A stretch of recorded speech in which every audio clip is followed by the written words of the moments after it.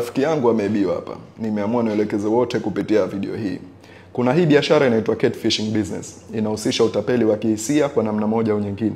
Sasa kwa wale wasiojua, catfishing inakuwa ni hivi: kutengeneza account fake online kwa lengo la kupata watu kimapenzi au kuwaibia pesa. Mfano, mimi nachukua picha ya Michael B. Jordan alafu naanza kufuata madem kwenye DM zao. Au unakuta mwanamke mzuri online lakini anayemanage ile account sio wa kwenye zile picha unazoziona pale.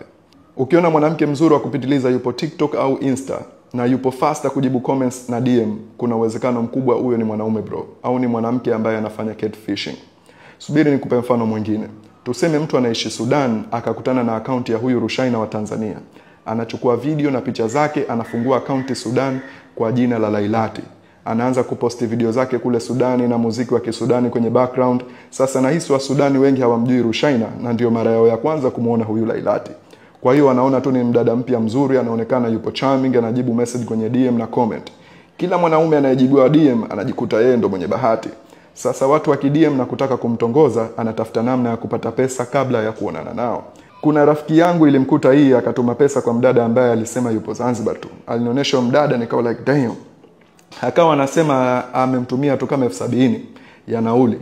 Lakini wakati anasema hivyo, mimi nilichokuwa najiuliza kichwani ni kuwa huyu mdada maana yake akipata watu 10 tu ameshaingiza 700,000. That's a good business model. Utapeli huu unafanana na wale wanaouza TV kwa bei rahisi alafu wanakuambia tupo Pemba wete. Wale huwa wanachukua video za maduka ya nchi nyingine alafu wanaziposti hapa Tanzania. Sasa wewe utaenda Pemba kuhakikisha ile TV ya nchi 65 inauzwa 350,000 kweli? Sasa hii catfishing business badala ya kuuza TV wanauza ndoto. Wanacheza na matamanio ya watu na kuwapa ahadi ya kukutana nao kama watatuma nauli.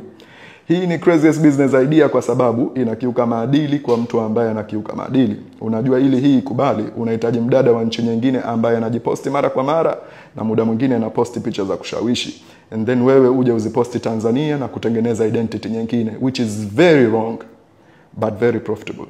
Kwa wale msiojua, sio kila mtu unayemuona online ukahisi unayemuona kwenye zile video au picha ndio yeye unayeongea naye. Na sasa hivi kuna hizi tools za AI ambazo mtu anaweza kuchukua video ya mtu mwingine na kufanya iseme anachotaka yeye kwa lugha yoyote. Tunapoelekea ni pabaya sana. Kuna utapeli mwingi mpya utatokea ndani ya miaka 2-3. So ni muhimu kuwa makini. Nawatakia Jumapili njema jamani.